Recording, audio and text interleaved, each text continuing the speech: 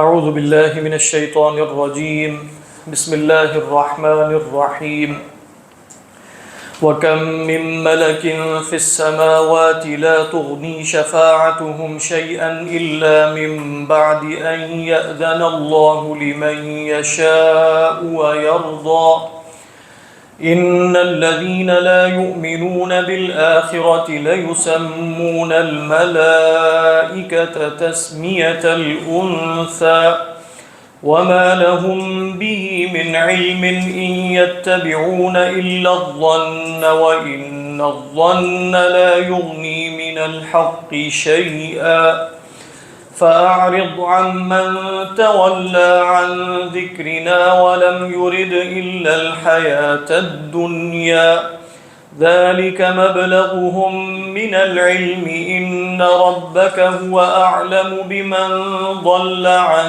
سَبِيلِهِ وَهُوَ أَعْلَمُ بِمَنِ اهْتَدَىٰ صدق اللہ العظیم رب اشرح لي صدری ويسر لي امری واحلل عقدۃ من لسانی یفقهوا قولی اللهم الہمنا رشدنا واعذنا من شرور انفسنا اللهم انفعنا بما علمتنا وعلمنا ما ينفعنا وزدنا علما اللهم صل على سيدنا محمد وعلى آل سيدنا محمد وبارك وسلم آمین یا رب العالمین۔ حضرات، جو آخری آیت ہمارے زیر مطالعہ تھی وہ تھی ام للانسان ما تمنا، کیا انسان کے لیے ہے جو وہ چاہے، جو وہ تمنا کرے؟ تو فرمایا کہ ایسا نہیں ہے، یعنی ام کا جواب نہیں دیا اللہ تعالیٰ نے کہ لیس الامر کذالک یا کلا، بلکہ جواب دے دیا ایک جملہ اسمیہ کی صورت میں۔ وہ کیا ہے؟ فللہ الآخرۃ والاولی، اللہ ہی کے لیے آخرت و اولا ہے، یعنی اللہ کی ملکیت اور اختیار ہی میں ہے۔ تو بات اس سے واضح ہو گئی کہ انسان کے لیے ہر وہ نہیں ہے جو وہ تمنا کرے۔ اچھا، اگلی آیت کا اس آیت سے ربط یہ ہے کہ ان کی من جملہ تمنیات میں سے، امانی میں سے ایک امنیہ کیا تھی کہ فرشتے اللہ کی اولاد میں سے بیٹیاں ہیں، وہ شفاعت کرتی ہیں۔ تو اللہ تعالیٰ فرماتے ہیں وَكَم مِّن مَّلَكٍ، ٹھیک ہے، تو تمہارے کہنے سے وہ معبود نہیں ہو جائیں گے فرشتے، تمہارے کہنے سے وہ انسا نہیں ہو جائیں گے، تمہارے کہنے سے وہ شفیع نہیں ہو جائیں گے۔ تو کم کیا ہے؟ یہ کم استفہامیہ نہیں ہے بلکہ کم خبریہ ہے، ٹھیک ہے، کم خبریہ، اس کے بعد من جو ہے اس کی تمییز ہے۔ وَكَم مِّن مَّلَكٍ فِي السَّمَاوَاتِ، آسمانوں میں کتنے ہی ان گنت فرشتے ایسے ہیں۔ کیسے ہیں؟ خبر کیا ہے؟ کم جو خبریہ ہے نا، یہ اسم ہے، یہ مبتدا بن کے آیا ہے، اور اس کی خبر کیا ہے؟ لا تغنی شفاعتهم شیئا، جن کی شفاعت کچھ غنی نہیں کرتی، کوئی فائدہ نہیں دیتی۔ شیئا، کچھ بھی، لا تغنی شفاعتهم شیئا، ان کی شفاعت کوئی فائدہ نہیں دیتی، کچھ غنی نہیں کرتی۔ ہاں الا، یہ الا جو استثناء ہے، یہ کس سے استثناء ہے؟ اس کو کہتے ہیں من اعم الاحوال۔ آپ تفسیر کی کتابوں میں کئی دفعہ پڑھیں گے کہ الاستثناء من اعم الاحوال، اس کا مطلب یہ ہوتا ہے کہ جو مستثنی منہ ہے وہ کیا ہے کہ آسمانوں میں کتنے ہی فرشتے ایسے ہیں جن کی شفاعت نفع نہیں دیتی کسی بھی صورت میں۔ یہ جو کسی بھی صورت ہے نا، فی حالت من الاحوال، یہ کیا ہے؟ عام الاحوال۔ تو اب اچھا، ایک صورت میں دیتی ہے، تو اب استثناء کس سے ہوا؟ کسی بھی صورت میں شفاعت نفع نہیں دے گی الا، ہاں ایک صورت میں۔ تو یہ استثناء کس سے؟ عام الاحوال سے۔ میری بات تو الا من بعد، مگر بعد اس کے، کس کے؟ ان مصدریہ ہے، یعنی ان یأذن اللہ، اذن اللہ، مگر بعد اس کے کہ اللہ اجازت دے، لمن یشاء، جس کے لیے چاہے، ویرضی، اور راضی بھی ہو۔ دیکھیں یہاں لمن یشاء میں علماء نے کہا دو احتمال ہیں۔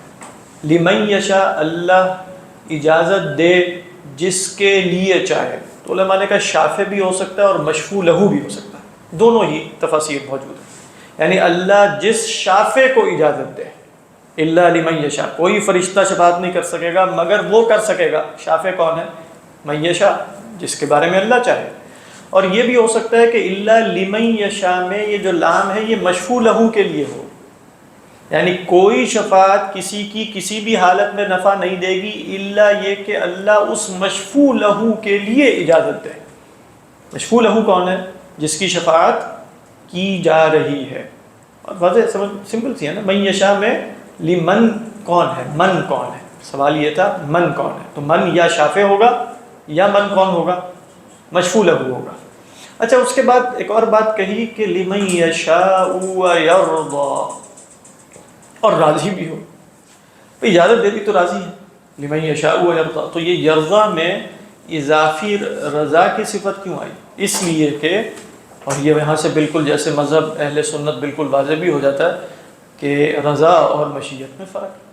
لیکن اس وقت بھی غزہ میں مثلا جو کچھ ہو رہا ہے وہ اللہ کی مشیت سے ہو رہا ہے, مطلب اس میں تو کوئی شک نہیں ہے, اللہ کی مشیت, لیکن اللہ اس پر راضی, دونوں فرق ہے نا.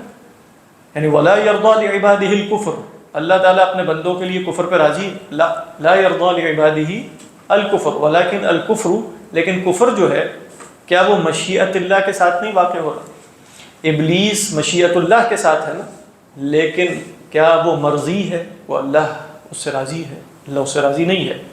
تو یہ بھی ہو سکتا ہے نا کہ لمن یشاء, تو کوئی شخص یہ کہے کہ مطلب ہاں اللہ کی مشیت, جیسے کائنات یہاں قیاس کر لیا کہ بھئی مشیت پہ مجبور ہو جاتا ہے بادشاہ کسی وجہ سے, کیونکہ اس کو بھی وزیر کو راضی کرنا ہوتا ہے, کبھی چاہے وہ راضی نہ ہو, خود بادشاہ اندر سے راضی نہ بھی ہو, لیکن کیا کریں کہ جو ارکان سلطنت ہے, کیونکہ دنیا میں بادشاہ بھی تو ڈیپینڈنٹ ہے نا, مطلب تو قیاس کر لی تو کہا کہ ہو سکتا ہے. تو اللہ فرما رہے ہیں لمن یشاء ویرضی, اور راضی بھی ہو اس کے لیے. تو مشیت اور رضا وہاں دونوں ہوں گی تو شفاعت ہوگی, محض مشیت کی بات نہیں ہو رہی, مشیت اور رضا. مشیت کا سادہ ارادہ ہے, اللہ کا ارادہ. مشیت سے کیا مراد ہے؟ اللہ کا ارادہ. سر یہ جو شفاعت کا ہے, جی قرآن کا اصول تو یہ ہے کہ اللہ اجازت دیں گے جس کو دیں گے, جس کے لیے. یہی ہے, یہی شفاعت ہے. اس واقعہ میں کچھ لوگوں کی فضیلت المدہ میں یہ ہے کہ ان کو شفاعت کا حق دیا جائے گا. ہاں وہ بھی صحیح, وہ بھی بر. ہمارے یہاں بہت بڑی اکثریت ہے جس نے ٹیکن فار گرانٹڈ لے لیا کہ ہماری تو شفاعت ہونی ہی ہونی, اور اس کو بڑے ترغیب سے بیان کیا. اصل میں دیکھیں ٹیکن فار گرانٹڈ کا مطلب ہے کہ اللہ تعالیٰ نے خبر دی ہے. میں آپ کو بتاتا ہوں, یعنی ٹیکن فار گرانٹڈ وہ ایک خاص معنوں میں اللہ نے خبر دی ہے, رسول اللہ صلی اللہ علیہ وسلم شفاعت فرمائیں گے فلاں فلاں کے لیے. گویا اللہ اپنی مشیت اور رضا بتا چکا ہے اس قرآن میں جیسے, یا اللہ کے رسول صلی اللہ علیہ وسلم کی زبانی. تو ہم جس شفاعت کے قائل نہیں ہیں وہ کیا ہے؟ جو من غیر اذن ہو. ٹھیک. اب اگر اللہ کے رسول صلی اللہ علیہ وسلم نے بتایا ہے ہمیں کہ میں شفاعت کروں گا ہر اس شخص کے لیے جس نے کہا مثلا من احق الناس بشفاعتی کا یا رسول اللہ, سیدنا ابو ہریرہ نے پوچھا تو آپ نے فرمایا کہ میرا خیال تھا تم ہی پوچھو گے میرے سے یہ سوال, وہ مشہور روایت ہے. تو آپ صلی اللہ علیہ وسلم نے فرمایا کہ من قال لا الہ الا اللہ مخلصا من قلبی, جس نے لا الہ الا اللہ مخلصا من قلبی کہا وہ احق الناس بشفاعتی. گویا آپ صلی اللہ علیہ وسلم اللہ کی طرف سے خبر دے رہے ہیں کہ اللہ یہ فرما رہا ہے کہ قیامت کے دن رسول اللہ صلی اللہ علیہ وسلم کو شفاعت کا اختیار دیا جائے گا اہل ایمان کے لیے. یہی ہے, تو اس میں کوئی مذائقہ نہیں. میں ٹیکن فار گرانٹڈ لے لوں, میرے لیے یہ خطرناک ہے, کیونکہ مجھے نہیں معلوم کہ میری موت اللہ نہ کرے جیسے کہ کفر پہ ہوگی نعوذ باللہ, یا ایمان پر ہوگی انشاءاللہ, تو نہیں معلوم نا مجھے. تو میں کیسے ٹیکن فار گرانٹڈ لے سکتا ہوں کہ میری تو نجات؟ ہاں ایمان شرط ہے کہ نہیں وہاں, یعنی شفاعت کے لیے ایمان تو شرط ہے, تو یہ مجھے نہیں پتا. پھر اچھا یہ بھی مجھے نہیں پتا کہ شفاعت اللہ کے رسول صلی اللہ علیہ وسلم کی شفاعت کے, میں نے شاید ایک دفعہ یہاں ذکر بھی کیا تھا کہ قاضی ایاز علیہ الرحمٰن نے کوئی 5-6 مدارج بیان کیے. اس میں ایک یہ بھی ہے کہ کچھ لوگوں کی شفاعت ہوگی کہ وہ جہنم میں جائیں گے ہی نہیں, کچھ لوگوں کی شفاعت ہوگی کہ وہ جہنم میں چلے جائیں گے, پھر اللہ کی شفاعت سے اور اللہ کے رسول صلی اللہ علیہ وسلم کی شفاعت سے نکالے جائیں گے. بات واضح. اب مجھے کیا نعوذ باللہ یہ پتہ ہے کیا ٹیکن فار گرانٹڈ میرے ہاں ہے کہ میں پہلے گروہ میں ہوں یا دوسرے گروہ میں؟ نہیں ہے نا, نہیں پتہ.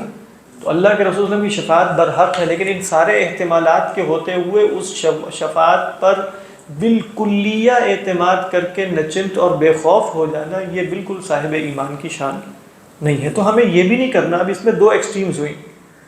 کچھ لوگ آئے کہ یہ شفاعت کا سارا تصور باطل ہے, احادیث کا انکار کرنا شروع کر دیا. اب یہ موجود ہے اس طرح کے لوگ, قرآن میں کوئی شفاعت نہیں ہے, قل للہ الشفاعۃ جمیعا, سب کی سب اللہ ہی کے لیے. یہ تو بس ایسے ہی دکھاوے کی باتیں ہیں کہ بس چلو اجازت دے دی ان کو, ان کے لیے کر لیں.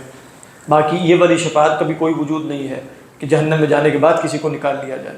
تو کچھ لوگوں نے جیسا شفاعت کا انکار کرنا شروع کر دیا، اور ایک دوسری ایکسٹریم ہوئی کہ جس میں یہ سارے احتمالات جو ابھی میں نے 2-3 ذکر کیے ہیں یہ سارے پیش نظر رکھے بغیر گویا بالکل اعتماد کر لیا گیا کہ ہمیں تو شفاعت ملنی ہی ملنی ہے۔ یہ اعتماد تو سیدنا ابو بکر کو بھی نہیں تھا، سچی بات یہ ہے۔ تو لہٰذا یہ دونوں ایکسٹریمز ہیں، لیکن ایکسٹریمز میں کا مطلب یہ نہیں ہے کہ ہم کہیں شفاعت برحق نہیں ہے۔ شفاعت تو رسول اللہ صلی اللہ علیہ وسلم کی برحق ہے۔ شفاعت کبریٰ آپ کا ایک مرتبہ ہے جو آپ کو عطا کیا جائے گا، لیکن ہمیں لوگوں کی اصلاح کرانی ہے اسی طریقے میں کہ وہ جب کہیں کہ شفاعت تو آپ نے واقعی ہاں اللہ کے رسول کی شفاعت برحق ہے، اہل ایمان کے حق میں ہوگی، بالکل ہوگی، لیکن ہمیں اپنے ایمان کی بھی تو فکر کرنی چاہیے۔ ہم ایمان کی حالت میں دنیا سے رخصت تو ہوں پہلے، اور کچھ ہمارے اعمال ایسے ہوں، اخلاص من قلب تو پیدا ہو، مخلصا من قلبی ہی روایت میں آ گئے، تو اخلاص ہے کہ نہیں ہمارے اندر، اس پر غور کیا جائے۔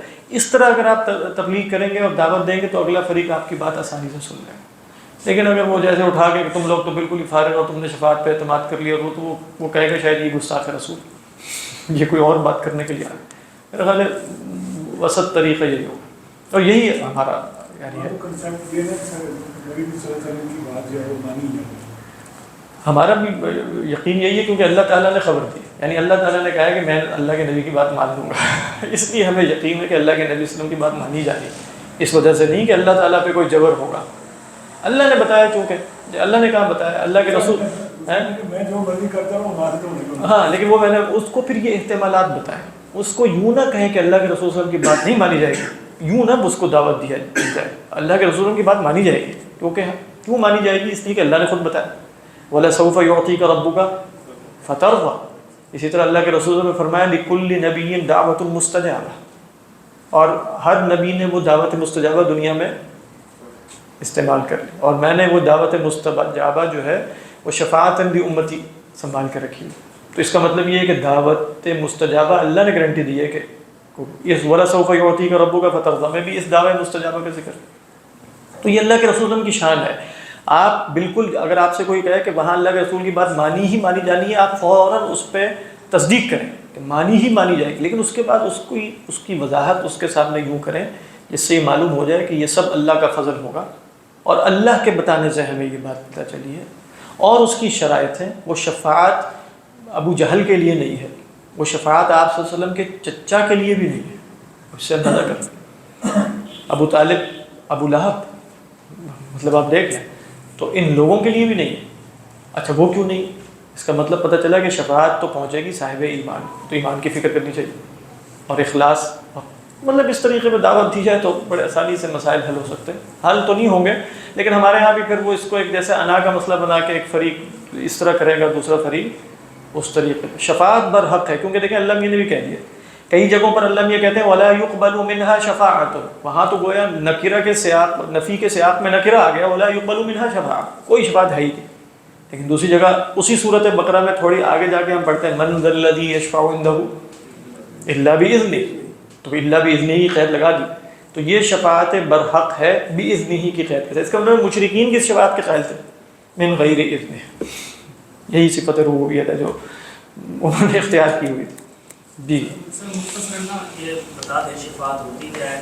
مثال کے طور پر کیا شفاعت یہ ہے کہ ایک بندہ یعنی اس کے 33 مارکس تھے تو اس کو 3 نمبر شفاعت کے طور پہ ملے، ایک شفاعت کی قسم ہے، کیونکہ پھر اس طرح تو یہ دعا نہ ہوئی اچھی۔ ہاں بالکل آپ صحیح کہہ رہے ہیں، یعنی کچھ لوگ اس پہ یوں کہتے ہیں کہ بھئی شفاعت نہیں مانگنی چاہیے، نہیں، علماء نے جیسے قاضی ایاز علیہ الرحمہ نے الشفا میں جیسے واضح طور پر لکھا کہ نہیں شفاعت کی دعا کرنی چاہیے، کیونکہ شفاعت تو ایک ہے ہی، جس شفاعت کی ہم بات کر رہے ہیں نا کہ جو فیل ہو چکا ہے، جہنم میں چلا گیا ہے یا وہ ہے، وہ شفاعت کی ایک قسم ہے 5 یا 6 میں سے، ٹھیک ہے؟ تو جب ہم شفاعت مانگ رہے ہوتے ہیں تو ہم وہ والی شفاعت انشاءاللہ نہیں مانگ رہے، ہم اللہ کے رسول صلی اللہ علیہ وسلم کی شفاعت وہ مانگ رہے ہیں کہ جس کے نتیجے میں جہنم سے بالکلیہ خلاصی ہو جائے۔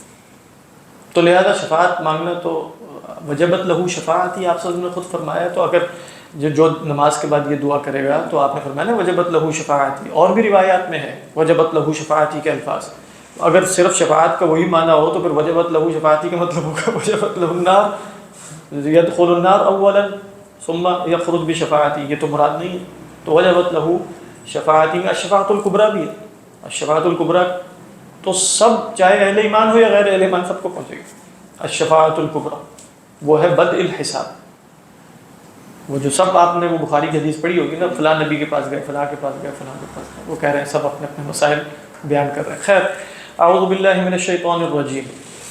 تو فرمایا ان الذین لا یؤمنون بالآخرہ، بے شک وہ لوگ جو آخرت پر ایمان نہیں رکھتے، لیسمون الملائکۃ، وہ تو نام رکھتے ہیں ملائکہ کا. کیسا نام رکھتے ہیں؟ مفعول مطلق ہے تسمیۃ الانثی، انثی کا ناسا نام، یعنی اصل میں تو ہے تسمیہ یہاں بمعنی اسماء کے معنی میں، یعنی ان الذین لا یؤمنون بالآخرۃ لیسمون الملائکۃ اسماء الانثی. ٹھیک ہے، لیکن چونکہ سما یسمی آیا تھا نام رکھنا، تو اسی کا مفعول مطلق آیا تسمیۃ الانثی، یعنی یہ لوگ فرشتوں کے نام مؤنث کے سے نام رکھنے جیسے رکھتے ہیں. اس لیے بعض نے یہ بھی کہا کہ یہ منصوب ہے بنزع الخافض. یہ بھی آپ کو رائے ملے گی کہ یہ کیا ہے، ان یسمون الملائکۃ کا تسمیہ، یعنی تسمیۃً یہ محذوف ہے، کا تسمیۃ الانثی. تو یہ کیوں حالت نصب میں ہوا؟ منصوب بنزع الخافض، جو جارہ ہے نا، کاف جارہ، اس کو نکالنے کی وجہ سے یہ حالت نصب میں چلا. اللہ تعالیٰ فرماتے ہیں اچھا مؤنث نام رکھے ہیں، یہ بھی تمنا ہی ہے نا، مؤنث ہے تو پتہ نہیں کیا اس کی خیر. ما لهم به من علم وما لهم به من علم، ان کے پاس کسی قسم کا کوئی علم نہیں. نفی کے سیاق میں نکرہ بھی ہے اور من زائدہ بھی. تو کیا ترجمہ بنے گا؟ کسی قسم کا کوئی علم ان کے پاس نہیں. بہی کی ضمیر کس کی طرف جاری ہے؟ بہی کی ضمیر جاری ہے اصل میں اس تسمیہ کی طرف. ٹھیک ہے، یعنی یہ جو تسمیہ ہے اور مؤنث نام رکھنا ہے، اس کے متعلق ان کے پاس کسی قسم کا کوئی علم نہیں ہے. جب علم نہیں ہے تو پھر کیا ہے؟ ظن، اور ظن حق کے مقابلے میں کوئی کام دے گا؟ تو فرمایا ان یتبعون الا الظن، یہ نہیں پیروی کرتے مگر ظن کی. ظن کی کچھ وضاحت کل کی تھی، لیکن یہاں ایک وہاں تھا ان یتبعون الا الظن وما تهوى الانفس، یہاں کیا آ رہا ہے؟ ان یتبعون الا الظن، اس کے بعد فرمایا وان الظن لا یغنی من الحق شیئا، اور بے شک گمان حق کے مقابلے میں کچھ غنی نہیں کرتا. یہ جو من ہے نا، یہ مقابلے کا ہوتا ہے.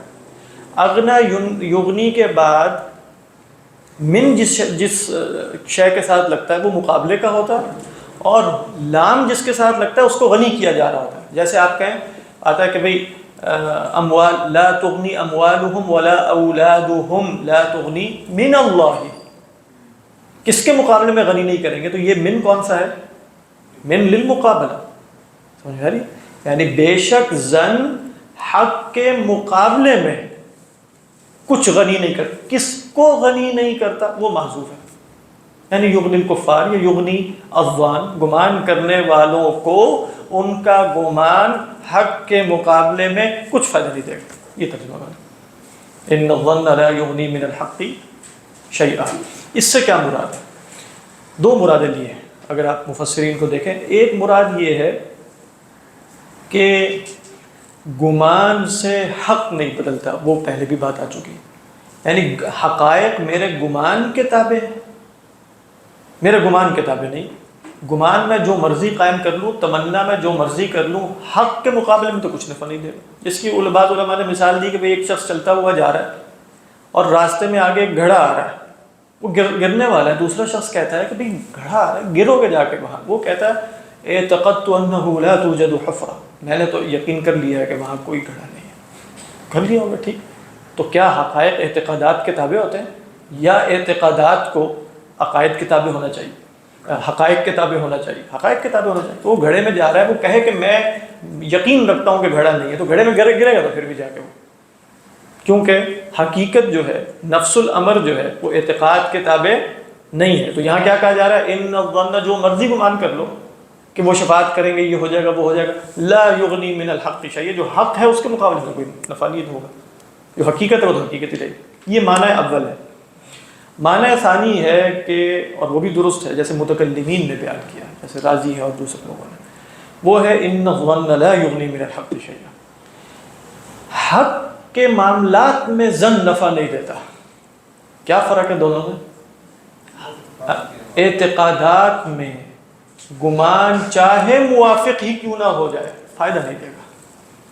سمجھ میں آ رہی ہے کہ نہیں؟ یعنی ہو سکتا ہے کہ میں دور سے دیکھ کے کہوں کہ گھڑا ہے، اور مجھے ایسا لگ رہا ہو کہ وہ گھڑا ہے، اور میں کہوں کہ گڑھا، وہ کہتا ہے میرا گمان یہ ہے کہ وہ گڑھا نہیں ہے، گمان ہے، ٹھیک ہے، تو چلتا جائے، گڑھے میں گرے گا تو نہیں دنیا میں، دنیاوی مسائل میں یعنی عملی مسائل میں.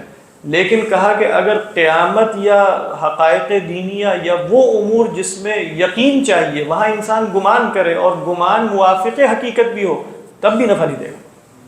سمجھ میں آ رہی ہے کہ نہیں؟ یعنی ان الظن لا یغنی من الحق شیئا، یعنی فی المسائل الحقہ، فی مسائل الحقیقہ، ایسے کہا جائے فی مسائل الحقیقہ الظنون لا تغنی، الظنون لا تغنی، مسائل حقیقت میں ظنون نفع نہیں دیتے. تو جیسے اللہ کو ماننا ہے نا، تو کوئی شخص کہے کہ میں مانتا ہوں اللہ کو ظن غالب کے درجے میں. کس کے درجے میں؟ ظن غالب کے درجے میں. 80% مجھے یقین، تو ہم لفظ نہیں بولیں گے، 80% احتمال خدا کے ہونے کا ہے، پھر 90%، 10% نہ ہونے کا بھی ہے. اب اس کا گمان غالب الحمدللہ موافق للحقیقت تو ہے، خدا تو ہے، لیکن کیا یہ گمان غالب اسے نفع دے گا؟ کہا ان الظن لا یغنی من الحق شیئا. یہ سمجھ میں آ رہی ہے بات؟ تو یہ دوسری رائے ہے. دوسری رائے کیا بنی کہ مسائل اعتقادیہ اصلیہ، یہ اب متکلمین کی اصطلاح ہے، مسائل اعتقادیہ اصلیہ، جو اصلی اعتقادی مسائل ہیں اس میں الظن لا یغنی من الحق شیئا، ظن حق کے مقابلے میں نفع نہیں دے گا. جی یہ لفظ یغنی آتا ہے، یہ کبھی آپ نے بتایا ان کے ساتھ آتا ہے تو بمقابل، یہ کبھی ان کے ساتھ بھی آتا ہے. ہاں، یغنی عنہم، اس کا مطلب ہوتا ہے کہ جن کو غنی کیا جا رہا ہے. یعنی اگر کہیں گے لا تغنی عنہم اموالہم ولا اولادہم، دیکھیں اس میں پورا آ گیا لا تغنی عنہم، تو جو جن کو غنی کیا جا رہا ہوتا ہے وہ ان کے صلے کے ساتھ آتا ہے، جس کے مقابلے میں غنی کیا جا رہا ہوتا ہے وہ من کے صلے کے ساتھ آتا ہے، اور جو شے غنا میں دی جا رہی ہوتی ہے وہ بغیر صلے کے آتی ہے. یعنی کیا مطلب؟ لا تغنی عنہم اموالہم ولا اولادہم عنہم من اللہ، اللہ کے مقابلے میں. اچھا، غنی میں شے کیا؟ شیئن، اب یہ بغیر صلے کے، تو لا تغنی ان اس کے ساتھ آئے گا کہ جس کی کفایت کی جا رہی، یوں لفظ زیادہ بہتر ہے، جس کی کفایت ہو رہی ہے، جس کے مقابلے میں کفایت ہو رہی ہے وہ من کے ساتھ آئے گا، اور جس شے کی کفایت ہو رہی ہے وہ بغیر صلے کے ساتھ آئے گا. بات یہ سورہ یوسف میں بھی آتا ہے کہ وما اغنی، ہاں وہ سورہ یوسف میں یہ آتا ہے کہ جب انہوں نے کہا کہ تو وما اغنی عنکم من اللہ من شیء، دیکھ لیں وہ بھی یہ پورا پیٹرن آ گیا. وما اغنی عنکم، تمہیں کوئی کفایت نہیں کروں گا میں تمہاری، من اللہ، اگر اللہ کوئی تدبیر فرما چکا ہے تو میری تدبیر کوئی نفع نہیں دے گی. من اللہ من شیء، وہ تو من زائدہ ہے، کسی قسم کا کوئی فائدہ نہیں، وہ صلہ نہیں ہے. یہ من جو ہے جو شیء ان کے ساتھ آ رہا ہے یہ تو زائدہ ہے، یعنی وما اغنی عنکم من اللہ شیئا بھی آ سکتا ہے، لیکن گویا اس میں غایت درجے کا مبالغہ کر رہے ہیں. اسی لیے علماء کہتے ہیں اذا جاء التقدیر بطلت تدبیر، اسی آیت کی تشریح ہے. جب تقدیر آ جائے تو تدبیر باطل، جو مرضی کرو، تقدیر آ گئی. وَإِن كَانَ الْإِنسَانُ، اگرچہ انسان مکلف تدبیر کا ہے، لیکن اذا جاء التقدیر بطلت تدبیر، تو وہ بھی آپ دیکھیں وما، اور وہ آیات ذرا غور سے پڑھیے گا کبھی سورہ یوسف میں، وہاں جو حسن ہے نا تدبیر اور تقدیر کو، جس طریقے پہ ان آیات میں حضرت یعقوب علیہ السلام جو فرما رہے ہیں، اللہ ان کی زبانی، جس طریقے پر جمع کیا گیا ہے، اور تدبیر بھی غایت درجے کی ہے اور توکل بھی غایت درجے کا ہے، اور ساتھ یہ معنی بھی باور کروائے چلے جا رہے ہیں کہ تدبیر سے ہوتا کچھ نہیں یعنی یہ بھی طے شدہ ہے. یہ دونوں چیزوں کو جمع کرنا کتنا مشکل ہے. یہ انبیاء علیہ السلام کی غایت درجے میں جمع کر سکتے ہیں. یعنی اللہ کے نبی صلی اللہ علیہ وسلم 2 زرے پہن رہے ہیں غزوہ احد میں، اب یہ غایت درجے کی تدبیر ہے، 2 زرے، 1 زرہ بھی نہیں 2 زرے، اور غایت درجے کا توکل ہے، یعنی جس سے بڑھ کر کوئی توکل ہو ہی نہیں سکتا. اب یہ دونوں چیزیں ہمارے ہاں جمع نہیں ہوتی نا. جب ہم تدبیر میں زیادہ فوکس کرنے کی کوشش کرتے ہیں تو پھر وہ دھیان تدبیر میں ہی ہوتا ہے، اور اگر بالکل توکل کا ہمارے اوپر غلبہ ہونا شروع ہو جائے تو تدبیر سے ہاتھ دھو بیٹھتے، تدبیر نہیں کرنا. تو یہ بڑا مشکل کام ہے ویسے، لیکن اب یہ سمجھ میں آ گیا. وَإِنَّ الظَّنَّ لَا يُغْنِي مِنَ الْحَقِّ شَيْئًا سے کیا مراد ہوئی؟ پہلی مراد کیا تھی؟ ظن سے حقائق بدلتے نہیں، یہ پہلی مراد ہے. اور دوسری مراد کیا ہے؟ اعتقادات میں ظن فائدہ نہیں دیتا، چاہے وہ موافقی کیوں نہ ہو. فَأَعْرِضْ عَمَّنْ تَوَلَّى عَنْ ذِكْرِنَا، تو بس جب آپ نے یہ ساری بات سن لی نا، اور ان کے حالات بھی سن لیے، اور ان کے دلائل بھی، اور ان کی تمنیات بھی، اور امانی بھی، اور مشتہیات بھی، فَأَعْرِضْ عَنْ مَنْ تَوَلَّى، تو بس اب آپ اعراض کیجئے عَنْ مَنْ تَوَلَّى عَنْ ذِكْرِ، ہر اس شخص سے جو ہماری یاد سے منہ۔ اچھا اعراض کا یہاں کیا مطلب؟ دیکھیں ہمارے علماء میں ایک گروہ ایسا تھا جس کو آیات منسوخہ بڑھانے کی طرف کافی توجہ رہتی تھی، تو وہ گروہ کیا کہتا تھا، ہر وہ آیت جس میں مشرکین سے اعراض کا ذکر ہے، تولی کا ذکر ہے، منہ موڑنے کا ذکر ہے، یہ سب منسوخہ ہے بآیت السیف۔ آپ کو ایک یہ نہج ملے گا کتب تفسیر میں۔ آیت السیف کیا ہے؟ سورہ توبہ میں جو آیت آ گئی کہ اب ان سے قتال کرو، وہ کیا ہے؟ آیت السیف۔ آیت السیف نے آ کر سب کو کیا کیا؟ منسوخ کر دیا۔ اب کوئی اعراض نہیں کرنا بلکہ گردن اڑانی ہے، اعراض کیا کرنا ہے؟ تو اب یہ آیات کیا ہیں؟ ساری کی ساری منسوخ ہیں۔ صحیح تر قول جو محققین کا ہے وہ یہ ہے کہ یہ آیات منسوخہ نہیں ہیں، یہ آیات محکمہ ہیں، اور اعراض سے یہ بھی مراد نہیں ہے کہ اب ان کو آپ نے دعوت نہیں دینی، کیونکہ آپ صلی اللہ علیہ وسلم نے کبھی ایسا اعراض تو کیا ہی نہیں کہ آپ دعوت نہ دے رہے ہو، دعوت تو پھر بھی دیتے رہیں، تو پھر اعراض سے کیا مراد ہوگی؟ یہ جو ان کے مقالات باطلہ ہے نا، یہ جو الٹی سیدھی باتیں کیے چلے جا رہے ہیں، ان کی طرف زیادہ التفات نہ فرمائیے، ایسے ہی آگے چلے جا رہے ہیں، ادھر کی فرشتوں کے نام رکھ لیے، ان کے نام رکھ لیے، اپنا پورا ایک فلسفہ بنا لیا ہے، ایک اس پر جو ہے وہ دلائل کا انبار۔ فَأَعْرِضْ عَمَّنْ تَوَلَّى، یہ سب اللہ کی یاد سے منہ موڑے ہوئے ہیں، تو ان کی طرف التفات نہ کیجیے۔ جیسے ہم کئی دفعہ دیکھ چکے ہیں نا کہ بار بار آتا ہے کہ ان کی طرف التفات نہ کیجیے، خدا کی طرف رخ کر لیجیے۔ تو فَأَعْرِضْ عَمَّنْ تَوَلَّى عَنْ ذِكْرِنَا وَلَمْ يُرِدْ إِلَّا الْحَيَاةَ الدُّنْيَا۔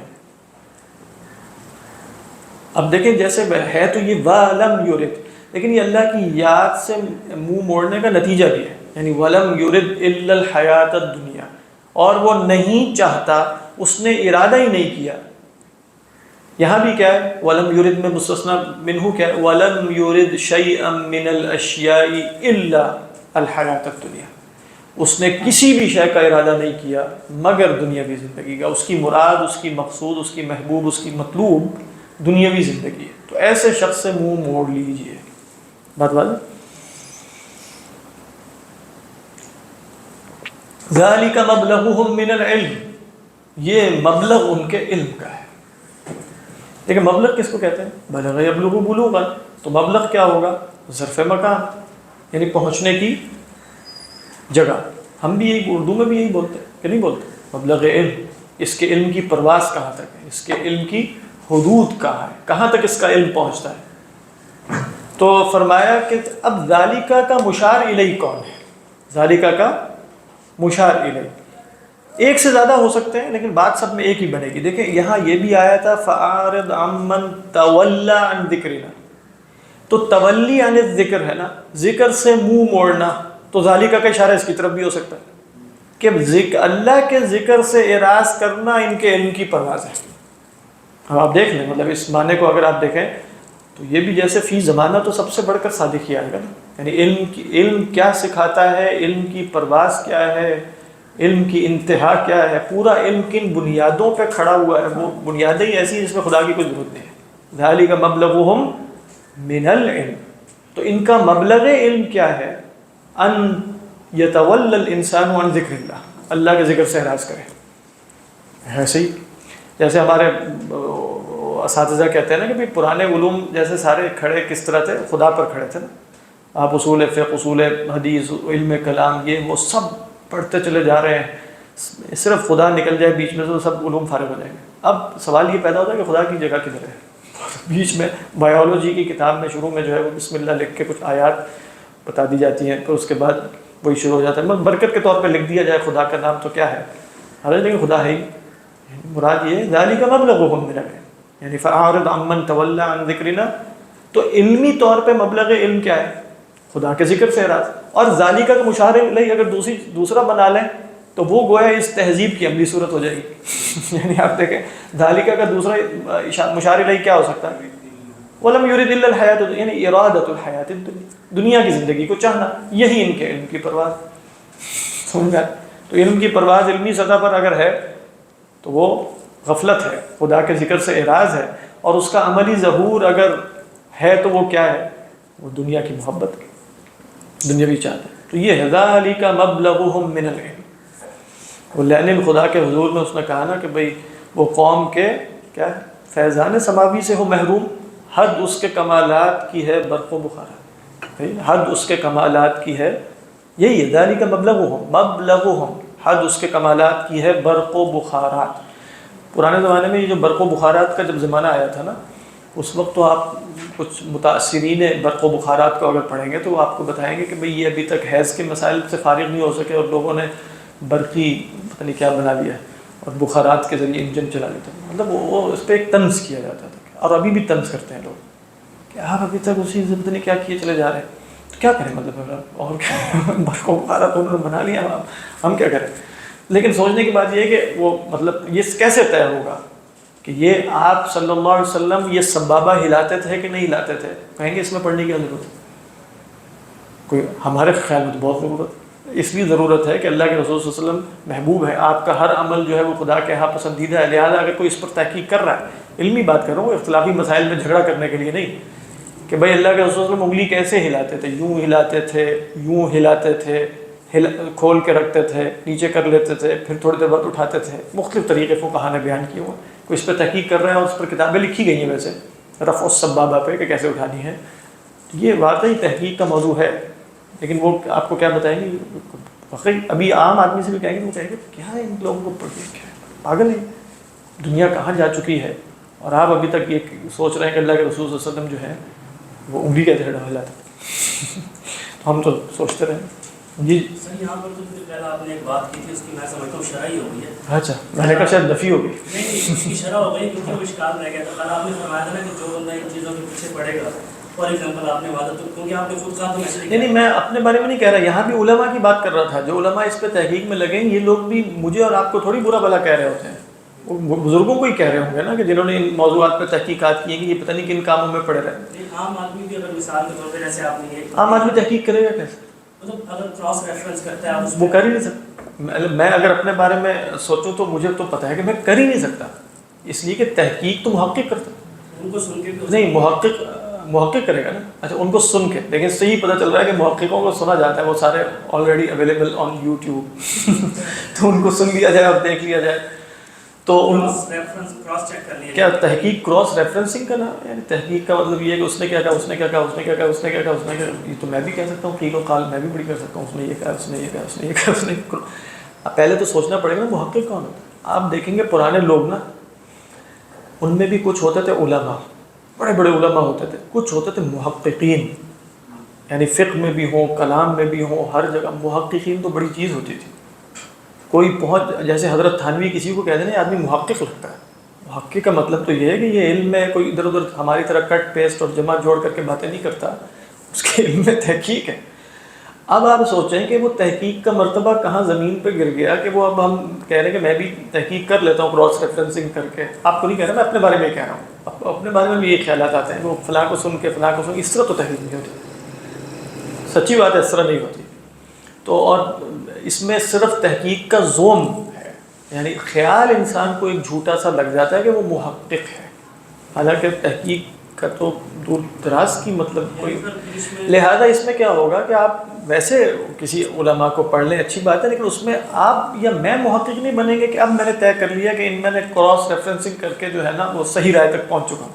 نہیں اس میں تو پھر سر ایک اور رستہ کھل جاتا ہے کہ جو بندہ کسی غالی اس میں پیدا ہو گیا، میں کہنا نہیں چاہ رہا، اور وہ کسی آبائی مسلک پہ ہی فوت ہو جائے اور وہ کراس ریفرنس نہ کرے اچھے ان کو اسکالرس کو جن کے بارے میں انڈسٹری کہہ رہی ہے کہ these are they are authentic scholars, ان کو نہ سنے اور انہیں غالی لوگوں کے عقیدے اور آبائی مسلک پہ وہ دیکھیں میں آپ کو بتاتا ہوں، دو چیزیں ہوتی ہیں، ایک میں الیبوریٹ کرتا ہوں، اس میں جو ہے نا وہ یہ ہے کہ دو چیزیں، ایک ہے فروعی اور عملی مسائل، ٹھیک، ایک ہوتے ہیں عقدی مسائل، ٹھیک، تو جہاں تک عقدی مسائل ہے نا، یعنی ٹھیک بات جاننا جو اصول عقیدہ ہے، اصول عقیدہ، اس میں آپ کی بات بالکل درست ہے، اس میں ہر شخص کو ان کے کچھ نہ کچھ دلائل معلوم ہونے چاہیے، ٹھیک ہے، اصول عقیدہ سے مراد خدا ہے، اللہ کے رسول برحق ہے، قیامت آنی، اس میں اصول کی بات کر رہا ہوں، یہ وحدت الوجود المسائل میں سے نہیں ہے، میں صرف ویسے بتا رہا ہوں، جو اصول عقیدہ اس میں تو یہ بات درست ہے، لیکن باقی جو فروعات ہیں اس میں وہ غالی میں پیدا ہو گیا ٹھنڈے لوگوں میں پیدا ہو گیا، جہاں بھی پیدا ہو گیا اس سے کوئی فرق نہیں پڑتا انشاءاللہ، کچھ بھی نہیں ہوگا، متشدد ہو جائے گا عمل میں اپنے حد تک رہے گا، لیکن وہ اگر اپنے اصول مقلد میں مقلد ہونے کی حیثیت سے اصول بھی لے گا تو ان اصول میں یہ بھی ہوگا کہ جو ان فروعی مسائل میں تمہارے مخالف ہیں ان کو نہ چھیڑو، لے گا نا وہ اصول کے درجے میں یہ بات، تو اگر لے گا تو پھر کوئی جھگڑا بھی نہیں ہوگا، کچھ بھی نہیں ہوگا۔ تو لہٰذا یہ اصل میں خیالی سی باتیں ہیں، یعنی جن مسائل میں یہ لوگ پڑھ کے کراس ریفرنسنگ اور محقق بنے ہوئے وہ تو وہ مسائل ہیں جن میں ساری زندگی میں انسان کو خبر نہ ہو تو کوئی فرق نہیں پڑتا، تو لہٰذا وہاں ان مسائل میں مسائل اصلی عقدیہ سے استدلال کر کے ہم کہیں گے یہاں بھی ایک تحقیق ہونی چاہیے۔ وہاں اللہ تعالیٰ نے نا وہ بات جس پر نجات کا دار و مدار ہے اس تک پہنچنے کی راہ بہت ہموار کی ہے، اس لیے علماء یہ کہتے ہیں کہ جس شے کی جتنی زیادہ حاجت دین میں ہے اس تک وصول اللہ تعالیٰ نے اتنا زیادہ آسان کیا ہوا ہے، ٹھیک ہے، یعنی جن چیزوں پر نجات کا دار و مدار ہے وہ آپ آج بھی مطلب مسلمانوں میں کوئی مختلفی نہیں ہے، یعنی ابھی بھی اہل سنت کے اندر دیکھیں کوئی مختلفی بات ہے، کیونکہ نجات کا دار و مدار کس پر ہے؟ ایمانیات پہ ہے، اعمال میں ہے، اعمال میں بھی سب چیزیں متفقون علیہ، ان پر نجات کا دار، نماز پر نجات کا دار و مدار ہے، نماز مختلف ہی ہے، ہاں نہیں تو ہاں نماز میں کچھ چیزیں فروعات میں ہوں گی اس سے کوئی فرق نہیں پڑتا، تو یہ مسئلہ ہے۔ تو وہ تحقیق اس جگہ پر جو ہے نا وہ تو ہمیں دین ایسے تواتر کے ساتھ پہنچا ہے کہ اب ہم نے کوئی تھوڑی کراس ریفرنسنگ کر کے دیکھنی ہے کہ بھائی 5 نمازیں کہ 4 ہیں، ہے ہی نہیں، کوئی ضرورت پڑے گی تحقیق کی کہ 5 ہے کہ 4 ہے، کیوں؟ وہ تواتر کے ساتھ پہنچی، اللہ کے رسول صلی اللہ علیہ وسلم کی رسالت اور آپ کی خاتمیت اور یہ سب کچھ تواتر کے ساتھ نہیں پہنچا، ایمان بالآخرہ تواتر کے ساتھ پہنچا ہے، اللہ کو ماننا ہے اس کی ذات و صفات کے ساتھ، وہ معبود ہے۔ آپ دیکھیں کسی مسلمان کا سنی شیعہ بھی شامل کر لیا ہم نے، کسی کا اختلاف ہے اس مسئلے پر کہ معبود صرف اللہ ہی ہونا چاہیے، نہیں کوئی بتایا کہ کوئی بریلیوں کا ایک گروہ یہ کہتا ہے کہ نہیں معبود کسی اور کو بھی ہونا چاہیے، کوئی ایسا مسلمان بتا دیں، ہاں زیادہ سے زیادہ یہ اختلاف ہو جائے گا نا یہ شکل داخل از عبادت ہے کہ نہیں، یہ تو اختلاف کس میں ہوا؟ اصل میں ہوا کہ فرع میں ہوا؟ اصل اختلاف کیا ہوگا؟ اچھا مشرکین کا مسلک کیا تھا؟ خدا کے سوا غیر کی عبادت ہو سکتی ہے یا نہیں ہو سکتی؟ ہو سکتی۔ کیا کسی مسلمان کا یہ اعتقاد ہو سکتا ہے کہ خدا کے سوا کسی غیر کی؟ شیعوں کی بھی بات کر رہا ہوں، چاہے وہ حضرت علی کو جو مرضی سمجھتے رہیں، لیکن آپ پوچھیں جا کے خدا کے سوا کسی بھی عبادت کے قائل ہو؟ نہیں، خدا کے سوا کسی کی بات، لا الہ الا اللہ کا یہ جو اجمالی معنی ہے جو نجات کی شرط ہے اس کے بغیر نجات نہیں ہو سکتی، وہ اجمالی معنی کیا ہے؟ لا معبود بحق الا اللہ، معبود برحق اللہ کے سوا کوئی نہیں، اس میں کوئی تحقیق کرنی پڑے گی، مطلب ویسے میں بتا رہا ہوں، یا یہ معنی تو ہمیں بچپن سے تواتر کے ساتھ اور سب چیزوں میں پہنچ گیا۔ تو آپ دیکھ رہے ہیں کہ جو مسائل اصل ہے نا وہ تو اللہ کے رسول صلی اللہ علیہ وسلم سے ایسے تواتر سے اور اجماع کے ساتھ منتقل ہو گئے کہ وہ موضوع تحقیق کے کام مسلمان کا ہے ہی نہیں، تو لہذا وہ غالی میں پیدا ہوا کہاں پیدا ہوا وہ اللہ بہتر جانتا ہے، لیکن اصلاً تو یہ ہے۔ باقی پھر اب اگر انسان کہتا ہے میں نے ان مسائل سے آگے بڑھ کر دین میں ایک گہرائی پیدا کرنی ہے، ٹھیک ہے، اس کی شرائط پوری کرے، ایسے تھوڑی بیٹھ کے کہ پھر وہ کہے کہ میں کراس ریفرنسنگ کر کے ذرا دیکھ لیتا ہوں اسلام 360 اور فلاں جگہوں پر، اس طرح تو نہیں ہوتا۔ کیا خیال؟ واللہ اعلم۔ تو فرمایا ذالک مبلغہم من العلم، یہ مبلغ علم ہے ان کا، حد ان کے کمالات کی ہے، برق و بخارات یہ ہے۔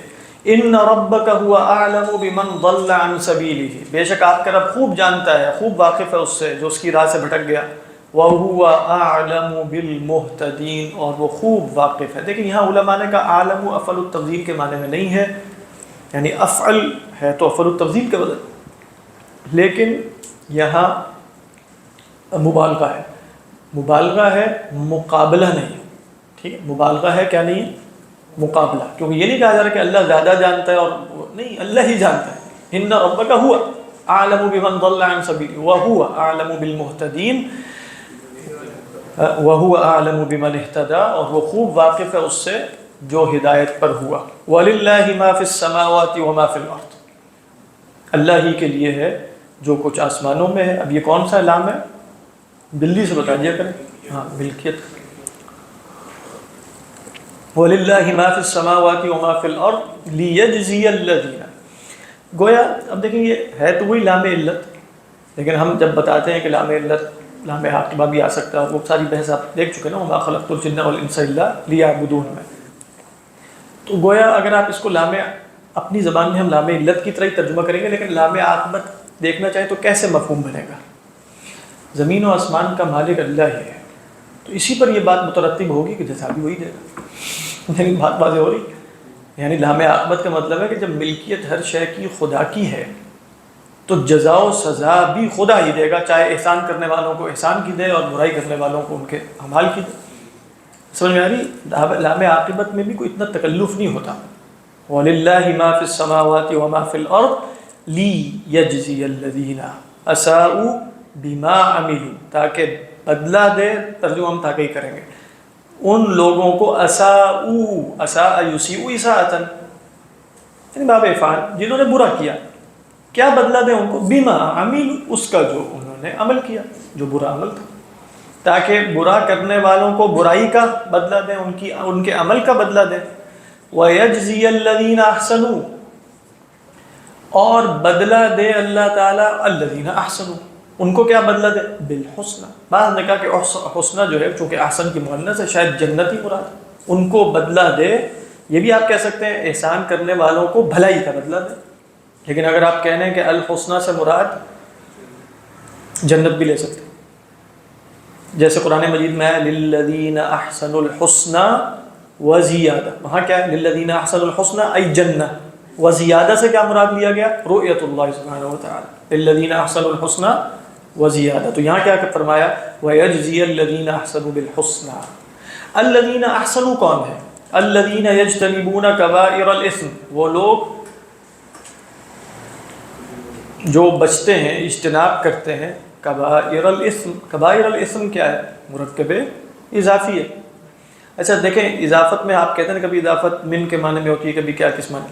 اگر مضاف الیہ اسم جنس ہو، اسم جنس کا مطلب ہے جس کے نیچے ایک سے زیادہ انواع ہو، جیسے اسم ہے نا، اسم اس کے نیچے کبیرہ بھی ہے، صغیرہ بھی ہے، ایسا ہی ہے نا. تو یہ اسم کیا ہو گیا پھر؟ جنس. تو اگر جنس کی طرف اضافت کی جائے گی مرکب اضافی میں، تو وہ اضافت من کی ہوتی ہے. وہاں کون سا حرف جر محذوف ہوتا ہے؟ من. یعنی کیا مطلب؟ الذین یجتنبون کبائر الاسم ای کبائر من الاسم. بات گناہوں میں بڑے بڑے گناہوں سے بچتے ہیں. کبیرۃ ان کی جمع کیا ہے؟ کبائر. تو الذین یجتنبون کبائر الاسم، اس کے بعد کیا فرمایا؟ والفواحش، یہ کس کی جمع ہے؟ فاحشۃ کی. اور یہ کیا ہے؟ عطف الخاص علی العام ہے. عطف الخاص علی العام. وہ کیسے؟ اس لیے کہ کیا فواحش کبائر میں داخل ہیں کہ نہیں؟ علماء نے کہا کہ داخل ہیں. تو پھر کبائر کے بعد جو ہے وہ فواحش الگ سے کیوں آئے؟ اس پر تنبیہ کے لیے، اس پر تاکید کے لیے، اس پر زیادہ اہتمام کے لیے. تو یہ کیا ہے؟ عطف الخاص علی العام. تو گویا عطف الخاص وہ ہوتا ہے جو لفظ عام میں پہلے سے داخل ہے، دوبارہ اس کو نکال کے بیان کر دیتے ہیں اہمیت کی وجہ سے. الا اللمم، الا اللمم، مگر لمم کے. المقصد الحسنہ انشاءاللہ اگلی ہفتے ہی پڑھی جائے گی، ٹھیک، اگلے ہفتے اللہ نے چاہا تو، کیونکہ یہ بھی آیت مکمل کرنی ہے. تو فرمایا الذین یجتنبون کبائر الاسم والفواحش الا اللمم. اس ہفتے ہم نے نہیں پڑھی بالکل. اچھا، الا اللمم. دیکھیے یہ جو لام میم میم کا ہے نا مادہ، مطلب کیا اللہ کے رسول صلی اللہ علیہ وسلم نے ایک جاہلی شاعر کا جو شعر ہے وہ ترمذی کی روایت میں ہے کہ آپ نے پڑھا، وہ ہے کسی شاعر کا، آپ کا نہیں ہے وہ، کیونکہ وہ بالکل اس سے ماقبل کچھ شاعر کے کلام کی حیثیت سے نقل ہوا ہے. وہ ہے کہ اللہم ان تغفر، کیونکہ اللہ کے رسول ایسے نہیں کہتے ویسے ان تغفر، کیونکہ ایک صاحب کو آپ نے جب اس طرح دعا کرتے سنا تو آپ نے فرمایا کہ یعنی اے اللہ اللہم اغفر لی ان شئت.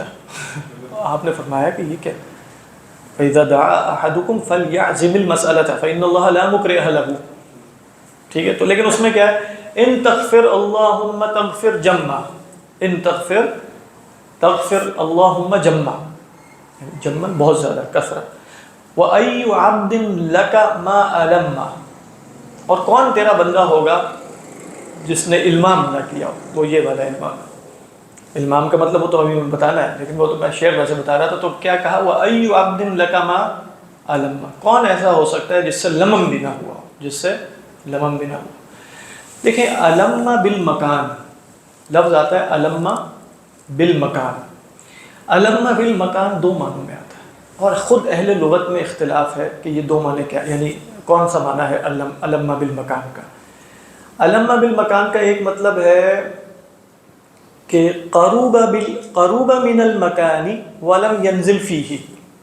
علم بالمکان جیسے ہم کہتے ہیں لی علمام بالمسئلہ، یعنی علمام بالمسئلہ کا مطلب ہے مجھے کچھ مسئلے کا ہے لیکن مجھے صحیح پتہ نہیں ہے اس کا کچھ، یعنی کہ انی قربت منہا، کچھ فہم کے قریب پہنچا تھا لیکن ما عرفت.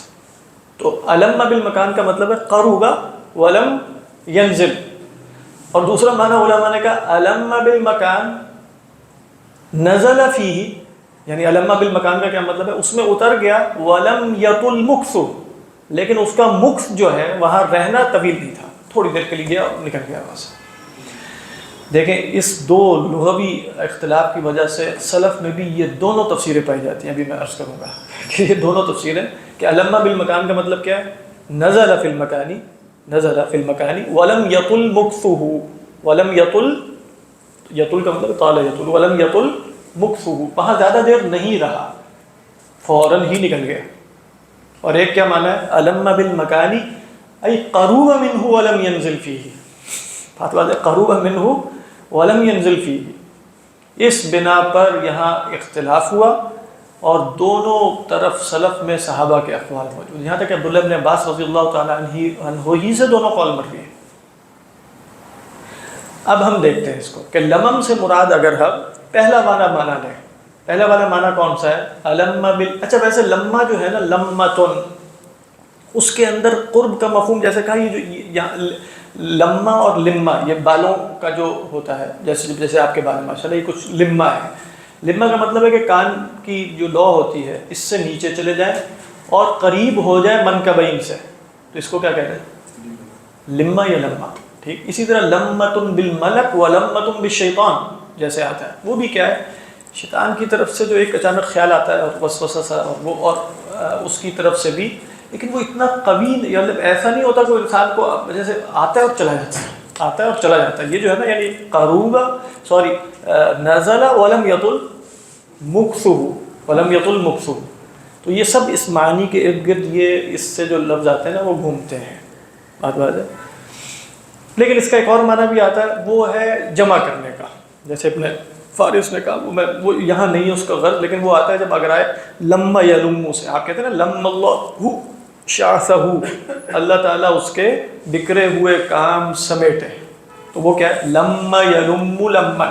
قرآن مجید میں یہ کہاں آیا وَتَأْكُلُونَ التُّرَاثَ أَكْلًا لَمًّا، وہ لمن کیا ہے لم یلم لمن، یعنی تأکلون التراث تجمعونہ جمعا ثم تأکلونہ، تو وہ کیا ہے لمن.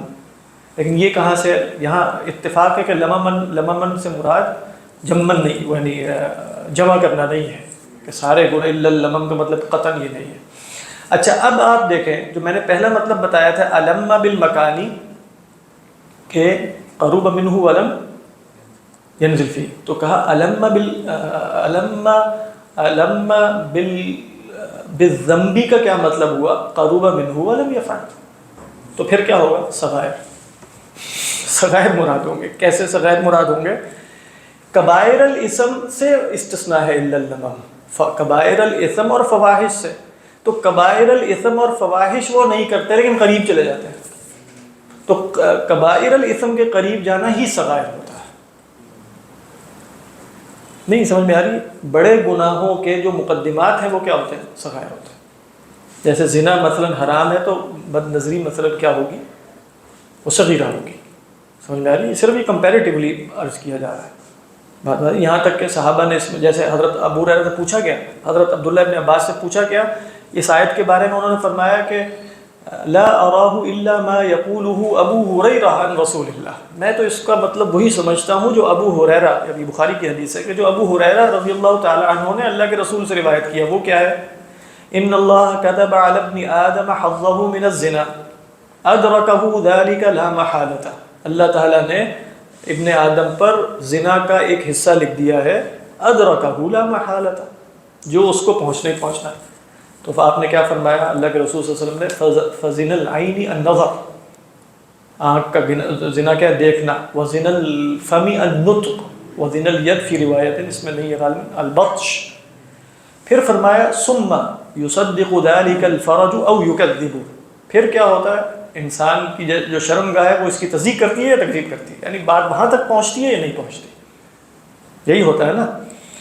تو اسی طرح ان سے روایات میں مروی ہے کہ الغمزۃ والقبلۃ اور اس طرح کے والنظرۃ، یہ کیا، یہ لمم ہے، یہ سب کیا ہے، یہ لمم ہے. تو اب یہاں وہ صرف مثال کے طور پہ زنا سے جوڑ کے بتا رہے ہیں، یہ نہیں وہ بتا رہے کہ زنا ہی سے اس کا تعلق ہوتا ہے، لیکن چونکہ فوری طور پہ فواحش آیا تھا اور فاحشۃ کی جمع ہے تو وہ زنا اور اس کے مقدمات کو کہتے ہیں، تو فوری طور پہ جب لمم آیا تو انہوں نے گویا اس کو فاحشہ ہی کے تناظر میں بیان کیا. لیکن ہم یہ کہیں گے کہ یہ استثناء صرف فاحشہ میں سے نہیں ہے، اس لیے کہ فاحشہ کا اگر استثناء ہوگا تو فواحش کا عطف کس پر ہے، کبائر پر، تو کبائر بھی اس کے حکم میں داخل ہو جائیں. لیکن مثال انہوں نے کیا دی، اس سے دی. بات واضح ہے. آپ نے اس میں دیکھنا ہو جیسے قاعدہ ہوتا ہے نا کہ بھئی کبیرہ کون سا صغیرہ، اس میں پچھلے دنوں جو ہے نا قواعد الاحکام لی فی مصالح الانام، عز الدین ابن عبد السلام کی کتاب ہے، بہت کام کی. اس کے شروع ہی میں ابتداء میں نا انہوں نے تفصیلی گفتگو کی ہے، لیکن وہ بہت دقیق ہے کبیرہ اور صغیرہ میں فرق کرنے کی. وہ وہاں سے جا کے دیکھیں، میرا خیال تھا میں پوری پڑھ سناؤں گا لیکن ان میں 20 منٹ لگ جائیں گے، لیکن وہ وہیں سے دیکھیے گا. لیکن یہاں اس وقت کیا ہے، استثناء ابتداء ہی میں پہلی جلد میں بھی، پہلی جلد ہی کے 20-22 نمبر صفحے پہ یہ بحث پائی جاتی ہے کہ قاعدہ ضابطہ کیف نفرق بین الکبیرۃ والصغیرۃ. تو اب کیا ہوگا پھر، یہ استثناء کون سا ہوا، استثناء متصل یا منقطع؟ اس رائے کے مطابق منقطع، کیونکہ کیا لمم داخل ہے اس میں کبائر اور فواحش میں. جب لمم کبائر اور فواحش میں داخل نہیں ہوگا تو یہ استثناء منقطع ہوا نہ کہ متصل ہوا. تو گویا ہم یہ اکثر کی رائے ہے، ویسے میں آپ کو عرض کر دوں اکثر مفسرین کی رائے یہ ہے کہ یہاں لمم سے مراد صغائر الذنوب ہے. کیا ہے؟ صغائر الذنوب. تو وہ کبیرہ گناہ نہیں کرتے، فواحش سے اجتناب کرتے ہیں، ہاں لمم تو ہو ہی جاتے ہیں، صغیرہ گناہ تو انسان تو ہوتے رہتے ہیں. اسی لیے آگے اللہ میاں کہیں گے کہ ہوا اعلم بکم اذ انشأکم، بلکہ اس کے بعد فرمایا ان ربک واسع المغفرۃ. اچھا اب دوسری رائے لیتے ہیں. تو دوسری رائے یہ ہے کہ علم بالمکان نزل فیہ ولم یطل مکثہ، اس میں نازل ہو گیا اور اب کیا ہوگا پھر. یہ بھی حضرت عبداللہ ابن عباس سے مروی ہے. ارتکب الکبیرۃ والفاحشۃ ولکنہ لم یدم علیہا تاب منہا فورا.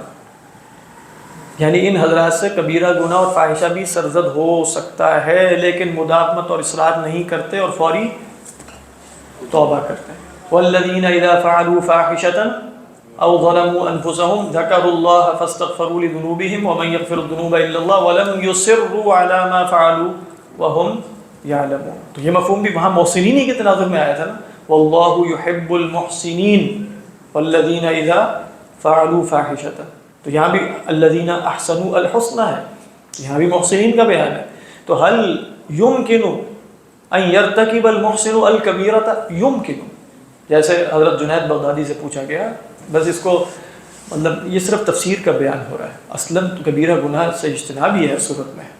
حضرت جنید بغدادی سے پوچھا گیا هل یزنی الولی، یہ ان کو ثابت ہے، هل یزنی الولی؟ تو انہوں نے کیا جواب دیا؟ یہ نہیں کہا کہ نعم اولا، کہا کہ وَكَانَ أَمْرُ اللَّهِ قَدَرًا مَقْدُورًا، وَكَانَ أَمْرُ اللَّهِ قَدَرًا مَقْدُورًا. مطلب کیا ہو سکتا ہے، لیکن ان کی شرط کیا ہے، یعنی اذا ارتکبوا فاحشہ لم يدوموا علیہا وتابوا منها فورا، تابوا منها فورا ولم يصروا على ما فعلوا. اس سے پتہ چلتا ہے کہ ہمارے ہاں جیسے یہ نہیں ہے کہ نعوذ باللہ کسی سے بڑا گناہ ہو گیا تو جیسے بس اینڈ ہو گیا اس کا سلسلہ، نہیں. اللہ میاں نے امید دلائی توبہ کرو ٹھیک ہو جاؤ، لہذا نہ اس کو آر دلائی جائے گی نہ اس کو ایک تحقیر کے انداز سے اس کو دیکھا جائے گا.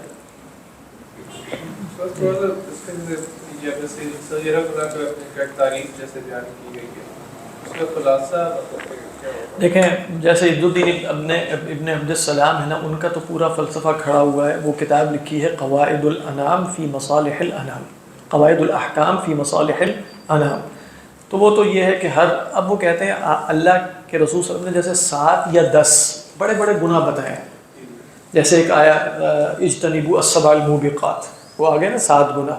اس کے بعد ایک اور روایت میں آپ سے پوچھا گیا ای الذنب افضل، تو آپ نے فرمایا ان تجعل للہ ندا وهو خلقک.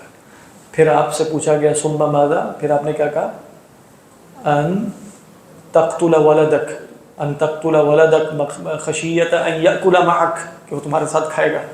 پھر پوچھا گیا ثم ایو یا رسول اللہ، تو آپ نے فرمایا ان تزانی حلیلۃ جارک، یعنی آپ نے گویا شرک میں بھی اور اس میں بھی اوپر کی چیزیں بتائی ہیں.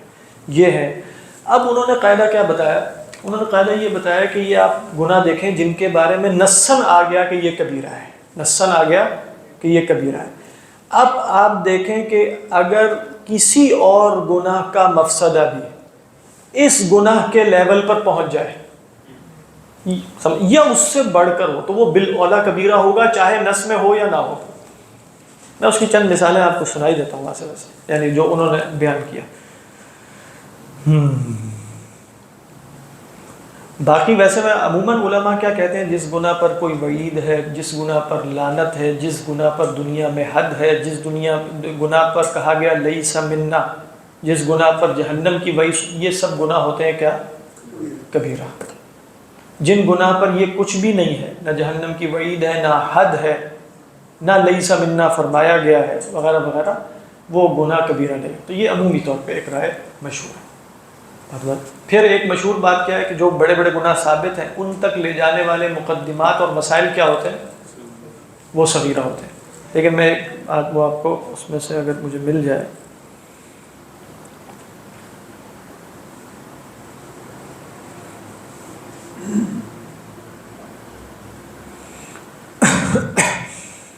اصل میں یہ کتاب اس لحاظ سے بہت ہی خوبصورت ہے کہ یہ اصل میں اس طرح کتاب نہیں لکھ رہے، ان کے خواتر ہیں 2 جلدوں میں. عز الدین ابن عبد السلام کو جانتے ہیں رحمہ اللہ؟ سلطان العلماء ان کا لقب ہے. ظاہر بیبرس کے زمانے میں ہی تھے اور وہ ظاہر بیبرس سے ڈرتا تھا، اس قدر روب دبدبہ تھا ان کا. اور خاص طور پہ یہ مشہور ہے کہ کسی کو کھاتے میں نہیں لاتے تھے، یعنی کھاتے میں لانے سے مراد ہے بادشاہ ہو جو مرضی ہو، جو بات ہے وہ ڈنکے کی چوٹ کہتے تھے. ماشاء اللہ. اچھا 1 منٹ شاید پہنچنے والا. دیکھیں کہتے ہیں فی بیانی ما تمیز به الصغائر من الکبائر، یعنی اس بات کے بیان میں کہ صغائر اور کبائر میں جیسے تمیز کیسے کی جائے. کہتے ہیں اذا اردت معرفت الفرق بین الصغائر والکبائر فاعرض مفسدۃ الذنب على مفاسد الکبائر المنصوص علیہا. کہہ رہے ہیں اگر تم فرق جاننا چاہتے ہو تو کسی بھی گناہ کو جو منصوص کبیرہ گناہ ہے نا ان سے جو فساد لازم آتا ہے اس سے کمپیئر کر کے دیکھو. اچھا فَإِن نَقَصَتْ عَنْ أَقَلِّ مَفَاسِدِ الْكَبَائِرِ فَهِيَ مِنَ الصَّغَائِرِ. کہہ رہے ہیں اگر کبائر کے مفاسد میں جو سب سے کمتر ہے اس سے بھی نیچے چلا گیا، بھی مثالیں دیں گے تو بات واضح ہوگی، تو وہ کیا شمار ہوگا؟ فَهِيَ مِنَ الصَّغَائِرِ. وَإِن سَاوَتْ أَدْنَى مَفَاسِدِ الْكَبَائِرِ أَوْ أَرْبَتْ عَلَيْهِ فَهِيَ مِنَ الْكَبَائِرِ. اگر کبائر میں 8-10 مفاسد ہیں، ان میں سے ادنا مفسدے سے کے برابر ہو گیا یا اس پر بڑھ گیا تو یہ کیا ہو جائے گا؟ یہ کبیرہ ہو جائے گا. اب دیکھیں مثال کے طور پر کہہ رہے فمن شتم الرب او الرسول او استہان بالرسل. فمن شتم الرب، کوئی اللہ کو برا بھلا کہے نعوذ باللہ، رسول کو یا رسولوں کا استہانہ کرے، استخفاف کرے، گستاخی کرے، او کذب واحدا منهم او زمخ الکعبۃ بالعذرہ، یا کعبہ پر گندگی نعوذ باللہ مل دے، او القى المصحف فی القاذورات، یا مصحف کو مثلا قاذورات میں ڈال دے جیسے جادوگر کرتے ہیں. فہذا من اکبر الکبائر. کیوں اکبر الکبائر ہے؟ کہہ رہے ہیں ان سب کا مفسدہ جو ہے وہ اکبر الکبیرہ شرک کے مفسدے کے برابر یا کفر کے برابر پہنچ رہا ہے کہ نہیں پہنچ رہا، تو یہ اکبر الکبائر ہوگا. ولم یصرح الشرع بانه کبیرہ، صرف بتا رہے ہیں، شرع نے یہ نہیں بتایا کہ یہ گناہ کبیرہ گناہ ہے، لیکن ہم سب جانتے ہیں کہ یہ گناہ کبیرہ گناہ ہے. کیوں جانتے ہیں؟ کہ گویا ہم نے کبیرہ گناہ جو منصوصہ ہے ان کے ساتھ جب ان کو کمپیئر کیا تو ہمیں معلوم ہو گیا کہ یہ تو ان سے بھی زیادہ لگ رہے ہیں، یہ تو بالاولیٰ کبیرہ ہوں گے. اچھا اور مثال کہہ رہے ہیں وَكَذَلِكَ لَوْ أَمْسَكَ امْرَأَةً مُحْصَنَةً لِمَنْ يَزْنِي بِهَا أَوْ أَمْسَكَ مُسْلِمًا لِمَنْ يَقْتُلُهُ فَلَا شَكَّ أَنَّ مَفْسَدَةَ ذَلِكَ أَعْظَمُ مِنْ مَفْسَدَةِ أَكْلِ مَالِ الْيَتِيمِ مَعَ كَوْنِهِ مِنَ الْكَبَائِرِ. کہہ رہے ہیں اچھا ایک شخص نے زنا تو نہیں کیا نعوذ باللہ، زنا تو کبیرہ، لیکن اس نے کسی خاتون کو پکڑ کے حوالے کیا کسی کے جس سے اس کو معلوم ہے کہ وہ زنا کرے گا، سمجھ میں آ رہا ہے، اچھا، یا اس نے مسلمان کو کسی کے حوالے کیا اور اسے معلوم ہے کہ وہ اسے قتل کر دے گا، تو کہہ رہے قتل بھی اس نے خود نہیں کیا، بہرحال اس وقت آپ کہیں گے کبیرہ ہے کہ نہیں ہے؟ کہتے ہیں اس میں کوئی شک ہے کہ اس کا مفسدہ مال یتیم کھانے سے تو بہت زیادہ ہے، بس صرف سمجھانے کے لیے کہہ رہے ہیں. تو اور مال یتیم کھانا کبیرہ ہے کہ صغیرہ؟ کبیرہ. تو فوراً آپ کو پتہ چل جائے گا کہ یہ سب گناہ تو من اکبر الکبائر ہے. نہیں سمجھ میں آ رہی؟ اب یہ ایک وہ استدلال کر رہے ہیں. یہ دیکھیں یہ جو ہم نے کیا تھا نا 9/11 میں، اس کا بھی ذکر آ گیا. وَكَذَلِكَ لَوْ دَلَّ الْكُفَّارَ عَلَىٰ عَوْرَةِ الْمُسْلِمِينَ مَعَ عِلْمِهِ أَنَّهُمْ يَسْتَأْصِلُونَهُمْ بِدَلَالَتِهِ وَيَسْبُونَ حُرَمَهُمْ وَأَطْفَالَهُم وَيَغْتَنِمُونَ أَمْوَالَهُمْ وَيَزْنُونَ بِنِسَائِهِمْ وَيُخَرِّبُونَ دِيَارَهُمْ فَإِنَّ تَسَبُّبَهُ إِلَى هذه المفاسد أعظم من توليه يوم الزحف بغير عذر. غور کیجیے، خوبصورت عبارت، خوبصورت ہے، مفاہیم خطرناک ہے. کہہ رہے ہیں اگر مسلمانوں کا کفار کو بتایا کہ ہاں یہاں سے مسلمانوں پہ حملہ کرنا چاہیے، علی عورت المسلمین، عورت سے مراد یہاں کوئی پوشیدہ عیب نہیں ہے، آگے کیا پتہ حالانکہ اسے پتہ ہے کہ اگر وہ بتائے گا تو وہ مسلمانوں کا استیصال کر لیں گے، جڑ سے نکالنے کے لیے وہ یہاں سے جا رہے ہیں، اور ان کے بچوں اور ان کی خواتین کو پکڑ کے قیدی بنائیں گے. سمجھ میں آ رہی؟ اور ان کے اموال لے کر بھاگ جائیں گے یہاں سے. یغتنمون اموالہم، اور پھر کیا ہوگا؟ وَيَزْنُونَ بِنِسَائِهِمْ وَيُخَرِّبُونَ دِيَارَهُمْ، یہ سب کچھ کریں گے. تو کہہ رہے ہیں یہ سب کچھ کرنا، یہ مفاسد کا سبب بننا کیا میدان جنگ میں بلا عذر بھاگنے سے بہت بڑا نہیں ہے؟ اگر تولی یوم الزحف اجتنبوا السبع الموبقات میں کبیرہ گناہوں میں سے ہے تو یہ تو بالاولیٰ اکبر الکبائر. یہ سمجھ میں آ رہا ہے استدلال کا جو طریقہ بتا رہے ہیں کہ جتنے نصوص میں گناہ آگے ہیں نا، چاہے وہ شرک سے لے کے یہ سارے، کوئی بھی گناہ دیکھو اور نظر آئے کہ اس کا مفسدہ اس گناہ کا تو اس گناہ سے جس کو کبیرہ کہا گیا ہے اس سے بہت بڑھ کر ہے، تو وہ تو بالاولیٰ کبیرہ ہوگا. یہ اچھی نظر ہے نا، یہ غور کر کے دیکھ رہے ہیں کس طریقے سے. اگر آپ کو نظر آتا ہے کہ نہیں جتنے بھی کبیرہ گناہ ہیں وہاں تک مفسدہ پہنچ ہی نہیں رہا کسی بھی صورت میں، تو پھر آپ کیا کہیں گے وہ کیا ہے؟ اس کی بھی مثالیں آگے کہہ رہے ہیں. وَكَذَلِكَ لَوْ كَذَبَ عَلَىٰ إِنسَانٍ كَذِبًا يَعْلَمُ أَنَّهُ يُقْتَلُ بِسَبَبِهِ، کسی انسان پر جھوٹ بولا اور اسے معلوم ہے کہ وہ اس کی وجہ سے قتل کر دیا جائے گا. أَوْ كَذَبَ عَلَى الْإِنسَانِ كَذِبًا يَعْلَمُ أَنَّهُ يُؤْخَذُ مِنْهُ ثَمَرَةٌ بِسَبَبِ كَذِبِهِ لَمْ يَكُنْ ذَلِكَ مِنَ الْكَبَائِرِ. کہہ رہے ہیں ایک شخص پر جھوٹ بولا جس کے سبب وہ قتل کر دیا جائے گا تو یہ تو بالاولیٰ کبیرہ ہے. لیکن اگر اس پر ایک جھوٹ بولا، کسی آدمی پر جھوٹ باندھا اور اسے معلوم ہے کہ اس جھوٹ کی وجہ سے اس آدمی سے کھجور کا ایک حبہ لے لیا جائے، اتنی سی چیز لی جائے گی جھوٹ کا ان دی اینڈ، تو کہہ رہے ہیں یہ کبیرہ نہیں، حالانکہ جھوٹ ہے دونوں جگہ. یعنی جھوٹ بھی کبھی کیا ہوگا؟ کبیرہ ہوگا، جھوٹ بھی کبھی کیا ہوگا؟ صغیرہ ہوگا. تو کیا فرماتے ہیں؟ لم یکن ذالک من الکبائر. اب یہ مطلب ایک نظر ہے ان کی، تو کس طریقے پر بھائی جھوٹ بولا ہے تو اگلے شخص کا 1000 روپے کھایا گیا یا 1 روپے کھایا گیا ہے، کیا مطلب دونوں جھوٹ برابر ہیں کیا؟ نہیں برابر. بہرحال یہ بحث اس میں چل رہی ہے، 2-3 صفحوں پہ ہے اور اس میں مطلب بڑی عمدہ ہے. تو مطلب یہ ایک نظر ہے دیکھنے کی، اچھی لگی ہے، تاکہ مشہور وہی ہے جو میں نے آپ کو بتا دیا. اللہ اعلم. صدق اللہ.